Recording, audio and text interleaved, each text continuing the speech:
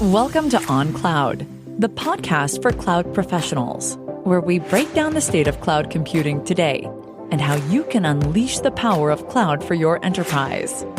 Now, here's your host, David Linthicum. Welcome back to the On Cloud podcast. And the show, I'm joined by James McGuire, editor-in-chief at eWeek. How you doing, James? I'm good, Dave. How you doing today? This is going to be an interesting podcast because, I think I deal with a lot of journalists and analysts and, people throughout the years. It's funny how I go from company to company, had a long career, but typically run into the same people who are, the primary innovators in terms of content and what people are following out there and how the tech trends are being translated into ways in which things that are consumable to people that are, leveraging the technology. So how long have you been in the tech content business?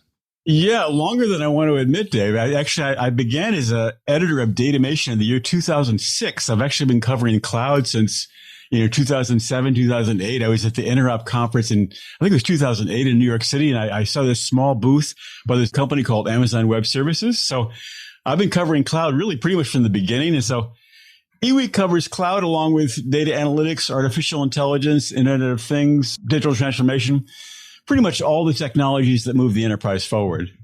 So what do you think changed the most, say, since you've been covering this space? What are some of the things that maybe have surprised you and some things that didn't surprise you in terms of how we're dealing with technology moving forward? Yeah, a couple of things. One is I'm amazed by the level of complexity. I mean, IT has always been complex, but I think in the last maybe 3 to 5 years, and I've heard this from a number of professionals, the level of complexity in enterprise IT has taken this hockey stick move up and to the right. I mean, it's like, there's multi-cloud, there's artificial intelligence, data has become ever more central, IoT, distributed computing, Kubernetes. I mean, it's really, things are way, way more complex than they used to be. The other thing is the nature of cloud itself, because when I first started covering the cloud, way back when, I looked a decade out in the future and everyone was like, oh yeah, it was like cloud is going to really take over everything. Cloud is going to kill the data center. As it turns out, that was really wrong. I mean, the data center is still very much alive these days. And in fact, we're still trying to figure out cloud. So go figure. Yeah. And even moving stuff back to the data center, that seems to be a trend. That move, the idea of repatriation, I find that really shocking. The idea that people are actually migrating for the cloud back to the data centers. Like, I never thought that would happen. I kind of anticipated this a while ago because if you think about it, we moved to the cloud for some operational efficiencies and cost efficiencies. And I think once we get certain things in the cloud, if we're dealing with very simplistic things like mass storage, we're just storing video files, for example, or audio files, for example. And then we have this huge cloud bill that comes every month because we're doing it on the cloud and we can do it at, say, 20% of the cost with some of the on-premise systems. We're going to move it to where we're going to have the best cost advantage. And so cloud, if you're able to weaponize agility and the ability to self-provision and the ability to kind of get into these innovative states, things like that, that's where the value of cloud really is. But lots of companies, including other cloud providers, may not want to leverage those particular services. They don't need agility. They need a repeatable service. It's fairly simplistic that they can pay the least amount of money for. And so that's why ultimately there's some repatriation going on because they started in the cloud, did so because they couldn't afford the infrastructure. It takes, $1 million to at least to get a data center in place and get the servers bolted into the racks and get everything up and running. I've done that as a CTO before. And so they couldn't afford it. So they bought it as a service. And then once they reached a certain revenue goal, they realized it was probably more economical for them to repatriate in the data centers. What are your thoughts on that? Well, I think in some ways, really the real value of the cloud is not necessarily storage, but it's the tool set there. It's this enormous tool set where, you log on and the cornucopia of tools is really amazing. So it really turns the enterprise into this highly, highly functional thing that was far more functional than ever before. So it's storage, it's compute, it's the tools out there that makes the cloud so special in my view. Yeah, the ability, like I said, that 90% of what we do is going to benefit from the cloud because of the innovation that occurs. It's going to have the most innovative systems that are there because that's where the investment's being made in the technology community. It's just not there for everything. And so to your point you made at the beginning of the discussion, that traditional data centers don't necessarily explode, but they don't necessarily go away. There's lots of reasons why we're going to maintain traditional data centers.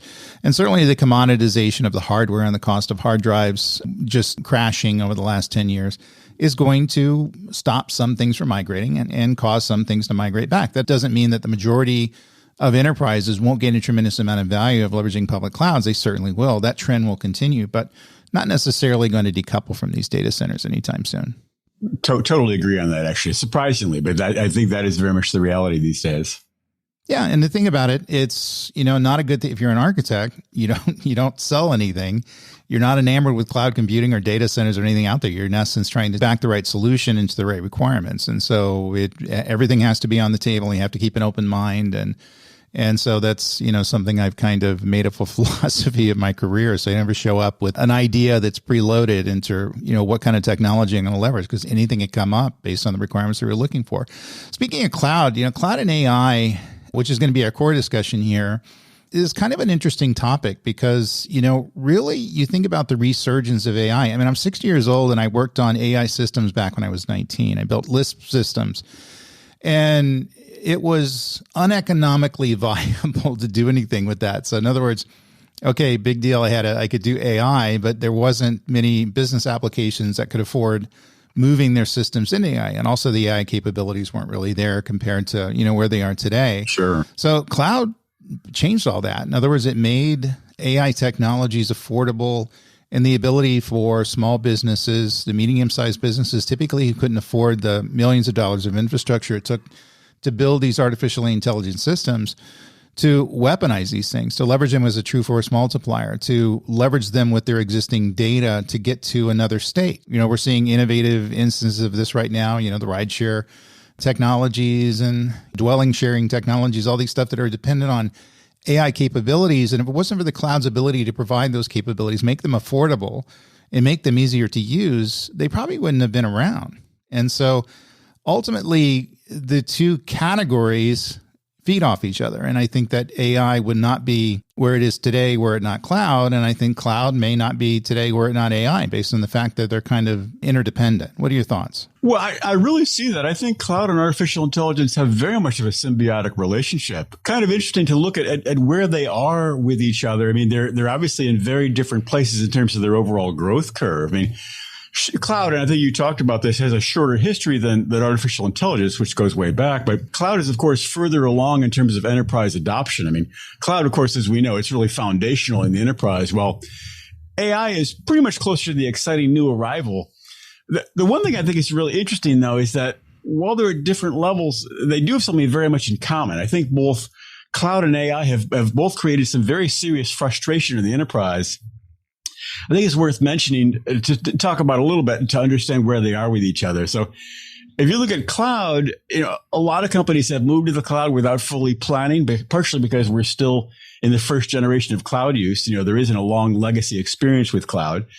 At this point, but there wasn't that same rush to plan with the cloud. I think that was really the problem. So I think what I hear a lot of these days is there's a frustration around the sense of complexity around the cloud. I mean, multi-cloud means working with different providers, different tool sets, different capabilities, different pricing structures. So I think that companies are in many ways not totally happy all the time with cloud. And that's cloud. When I look at artificial intelligence, I see an even higher level of frustration. I mean, the hype is deafening. Companies know they need to get on board, but a lot of times they're confused. I think companies have made initial AI deployments. There have been some successes, but I think there's plenty of expensive science experiments too. And I think I've heard, frankly, from executives that in many ways, AI is not quite ready for prime time.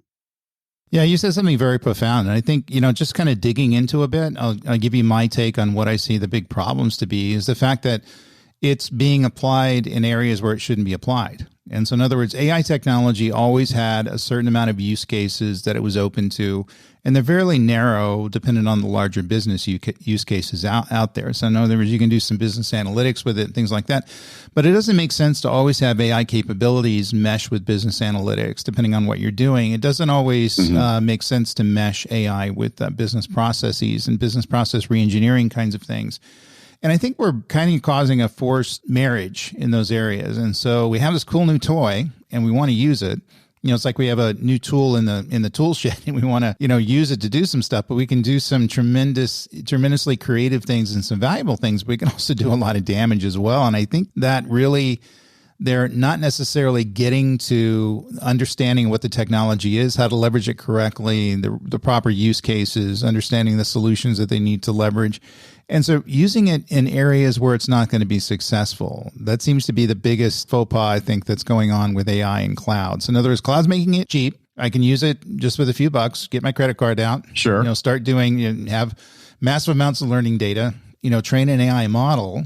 But I never asked myself, and I think we should ask ourselves, should we do this? In other words, is this technology appropriate for solving this problem? Right. And I think you kind of hit the nail on the head that that's what we're running into right now.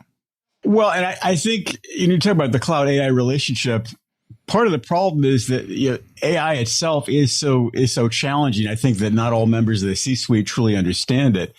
It is a very complex technology. Deep learning, neural networks, algorithms. I think there's a sense that AI is kind of a magic potion. You sprinkle it on software and the software does amazing things. The other thing that's really confusing about AI is that companies in the market for an AI solution, selecting among the various vendors, have no clear way to kick the tires and do a comparison. Is one vendor's AI better or the other? It's all very black box. But the one thing I think is worth making a point about AI is that it really is like no other technology that has come before. It really is a radical break from the past because of one key fact. An AI deployment can actually grow and improve by itself without additional input. An AI algorithm can digest more and more data and be more powerful next month than it is today. No other technology can do that. Kubernetes, microservices, multi-cloud, they don't improve without human input, but AI, can do that. And because of that one fundamental fact, I believe that AI will change everything. But here's still the point is that artificial intelligence will need cloud to reach its highest potential. There's a very powerful symbiotic relationship there. It has to be, because you can't afford it otherwise. You're not going to be able to, set up the multi-million-dollar hardware in your buy data center space to run these things. It's just uneconomically viable. Well, you think about it, we are getting some pretty nifty use cases around AI. You look at AI ops, for example. And so in other words, you talked about complexity in terms of the fact we're managing these very complex environments with lots of endpoints and lots of services under management and really kind of getting out of the bounds of what humans can actually deal with. And so if we're going to manage that complexity, you do a couple of things. Number one, we can hook it up and do everything manually and have lots of skill sets around and kind of deal with the heterogeneity in terms of the complexity and the amount of different platforms that are around and do our best in making that happen. Mm-hmm. Or start automating these things. Leveraging AI ops is kind of a key technology. Not that that's, anything earth shattering. It's going to have some growing to do moving forward, but the capability of abstracting the complexity from you. And so in other words, to your point, we're creating a thinking system that we're not only just setting up to solve the problems in instances, but it gets better as it starts to go and it starts to solve problems, very much like a human. So it knows that I can restart that cloud server remotely to self-heal the issue without bothering a human being to make it happen. And if I'm doing that, I get this much advantage in the performance, and these things start working better. And those things start to think about that unto themselves. So we don't have to think about that on our behalf as a human being. We turn the thinking over to something that's more operationally focused, but it's a very tactical use of AI, I guess machine learning, things like that. I think that's where the future is. We're not necessarily solving these big science fiction problems like we thought. Right. It's going to have use cases that are more pragmatic in the marketplace. And I think that's what we're finding right now. So people who are leveraging it to solve particular business problems, typical tactical problems, are finding that there's instances where it makes complete sense, that the learning aspects of AI, the ability to kind of keep up and evolve thinking without human beings involved, is really kind of the way forward. What are your thoughts on that? Well, there's no doubt that's true. You mentioned something about AI ops. I want to touch on that before we move forward. It's really interesting in that we know AI ops is artificial intelligence to run IT operations, which of course includes cloud operations. But the thing that I find almost humorous about that, or ironic certainly, is that humans have created these enterprise IT systems that are now so complex we can hardly manage them by ourselves. Part of that is due to multi-cloud, which is so challenging to manage. So to help us in our confusion, we've created AI ops, an AI system that helps us manage it. The problem, of course, is that AI ops is itself quite complex. There's a lot of moving parts there. No one ever said that AI ops is simple. So what we've done in essence is we've created a second complex system, AI ops, to help us manage the first complex system, enterprise IT and multi-cloud, it's like managing complexity. Sometimes I wonder, where does the complexity end? And it's a subject for another day, but I wonder, what about those poor enterprise IT managers out there dealing with all that complexity? Will they be able to keep up? Yeah, and we got to ask the question too, if we are building complexity, and we're doing that on purpose. And so in other words, in moving into multi-cloud or going from 1,000 cloud services under management to 5,000 cloud services under management, now we're starting to brainstorm ways in which we can solve the complexity problem, super cloud, meta cloud. Right. I just talked about AI ops, all these systems, which sets another set of complexity on top of the existing systems, which has to be managed unto itself. So in other words, we end up managing the super cloud and meta cloud through some sort of a system. I think the idea here, though, is that we have two choices. Number one, we can limit complexity. It's optional. We can limit complexity by not leveraging complex cloud architecture. So we, limit to a single cloud provider, and we use only the native tools in that cloud provider, make it simplistic as we can. The problem with that, when you get into the value of cloud computing, is the ability to leverage best-of-breed technology that's going to be innovated by different cloud providers. And therefore, if you're limiting use to a single cloud provider, a single walled garden, you're not providing access to these best-of-breed solutions, which should serve solution providers and builders better. And so that's where the trade-off comes in. And I think we're dealing with that right now as kind of, and it truly is a trade-off. There's some CIOs out there that are stopping, movement to cloud or freezing it because they understand the complexity wall is about to be hit, and they can't afford the operational challenges and the heterogeneity and the complexity in managing those things and taking things to the next level. But they also understand that there's value in having the ability to leverage cloud computing in terms of its innovation values, a force multiplier for the business, where they can build key business differentiators using this technology. So it's a trade-off. And I think we're kind of at the crossroads right now, don't you think? Well, we really are. And I think to that best of breed question, I think when you go higher up the enterprise ladder, like companies with larger budget, larger companies, they really they're looking for that best of breed solution. Whereas you go more into the SMB market, they're willing to find a one size fits all. But the idea of best of breed does create this serious level of complexity with tools layered on tools. Sometimes the tools don't interoperate with each other. Sometimes the tools are semi-competitive with each other. So I think the companies are feeling their way. I think it's hard for them to see a few years out, given the level of complexity they're dealing with. It's like we're handling this now, but will we be able to handle this in the future?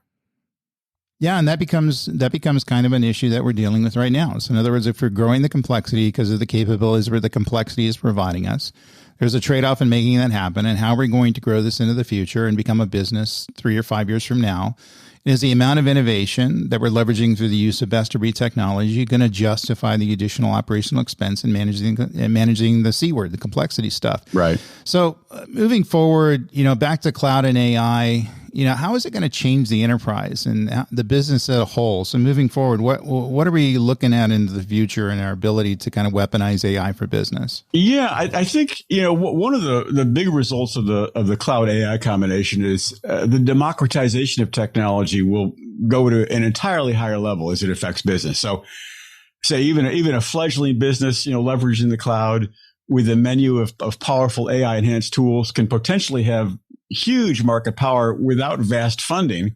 I mean, cloud itself has always been a great democratizing force, but it's let the small fries play up with the big dog vendors.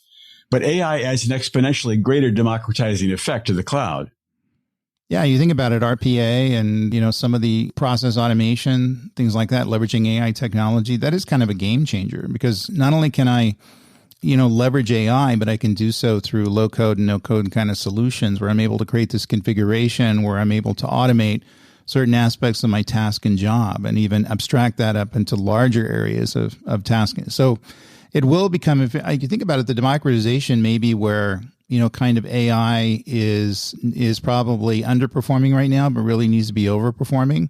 Because if people not necessarily become AI engineers unto themselves, but they're leveraging tools and technology, low code, no code would be the instance of that, where it's very little skill sets, very little, barriers to entry, can start automating things that people really don't understand can be automated these days. Core business processes, making decisions, doing, automated credit checks and do things in repeatable ways are going to be much more reliable than if we build everything from scratch. And I think that really hasn't been scratched the surface yet. It's funny though, democratization is something I've been hearing about all the time. COBOL was actually built for executives, remember? And so moving forward, we have to look at the pragmatic aspects of democratization, but I think we're at the point where the technology is viable enough that it really can happen. So do you see this taking off in the next few years? Well, I mean, to tell you the truth, I see the democratization effect enabling some of the smaller players to play up with the larger players. But I also see, in terms of cloud and AI, kind of the other side of the coin when it comes to this powerful combination of AI and cloud. And that, look, for example, at the small and mid-sized retailers and how they've used cloud to build great success. I mean, that,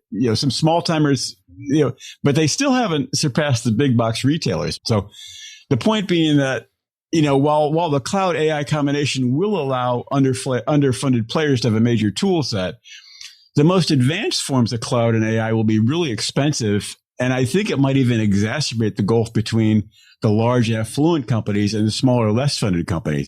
Yeah, I think so. I mean, at the end of the day, I think the cleverest solutions are the ones who create the value. So if those happen to be the rich people now, ultimately, right, they just build upon their wealth. But I also see the fact that a lot of startups and new innovations in the area where value is being created out of nothing. I see that a huge amount going on. I think that's still going to be the issue as well. So people are going to leverage it as a true innovative force multiplier to kind of take their business to the next level, to create some innovative technology that didn't exist before, that they're able to change the game in terms of, if you think about it, there's lots of instances of that occurred over the last 20 years. And so we think we're going to see more of that, probably accelerating in the next 10 years. So let's go forward in our fictitious time machine and say go forward 5 years. What's the future relationship between cloud and AI? Yeah, so I think it's going to be interesting. I think there's a sense that, as I see it, cloud and AI will essentially merge into one entity at some level. I mean, all cloud-based processes will be supported by or offer AI. I mean, if I look out of the horizon, I certainly see the growth of supercloud, which, as we know, is an abstraction layer over all of enterprise IT, multi-cloud, data centers, edge computing. I think that the all-encompassing nature of supercloud will necessarily require AI. In fact, I'd say that AI will be the very engine of supercloud because AI will be needed for management duties. So, cloud-based AI automation will zoom ahead in the coming years, I think, driving all enterprise IT elements.